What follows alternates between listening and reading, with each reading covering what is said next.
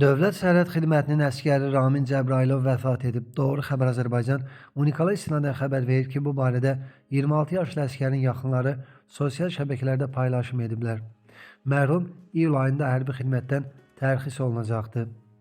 Qeyd edək ki, Ramin Cəbrayılov Azərbaycan Texnik Universitetini fərqlənmə diplomu ilə bitirib. Sovet hakimiyyəti illərində Ağdaş və Saatlı rayonlarına rəhbərlik etmiş Almaz Hacıyeva vəfat edib. Qafqaz Info bildirir ki, o yaşla əlaqədar keçirdiyi xəstəlik səbəbindən dünyasını dəyişib. Qeyd edək ki, Almaz Hacıyeva 1978-1982-ci illərdə Ağdaş, 1982-1987-ci illərdə isə Saatlı rayonunun birinci katibi, indiki icra başçısı vəzifəsini icra edib. Dünən Bakıda səhhətinin qəfil pisləşməsi nəticəsində həyatını itirən 22 yaşlı Leysan Qədimov tanınmış nəslin nümayəndəsi imiş. Belə ki, o, Sədrə rayonundan olan Qədimbəli ailəsinin övladıdır.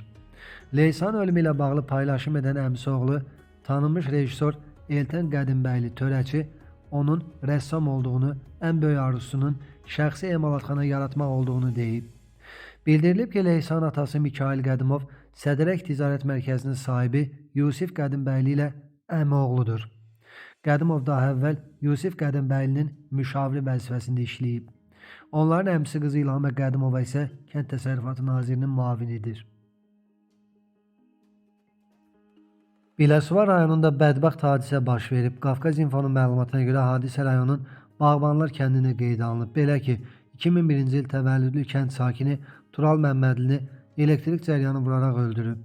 Baş vermiş ölüm faktı ilə bağlı araşdırma işlərinə başlanılıb. Ötən gecə İmişlidə ağır yol qəzası baş verib. Məlumata görə saat 23 radələrində İmişli şəhər ərazisində Mercedes və Toyota markalı avtomobillər toqquşub. Nəticədə 2 nəfər ölüb, 5 nəfər isə ağır xəsarətlərlə xəstəxanaya aparılıb.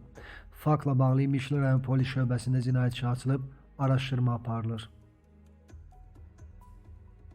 Bakıda isə dəhşətli qətl törədilib. Oxazın məlumatına görə hadisə mayın 25 səhər saatlarında paytaxtın Sabunçu rayonu Bakıxanov qəsəbəsində yerləşən mənzillərin birində qeydə alınıb. Qarət məqsədi ilə evə daxil olan naməlum şəxs ev sahibləri 1946-cı il təvəllüdlü Sabir Əliyev və həyat yoldaşına bıçaqla xəsarətlər yetirib. Nəticədə ər-arvad hadisə yerindəcə ölüb.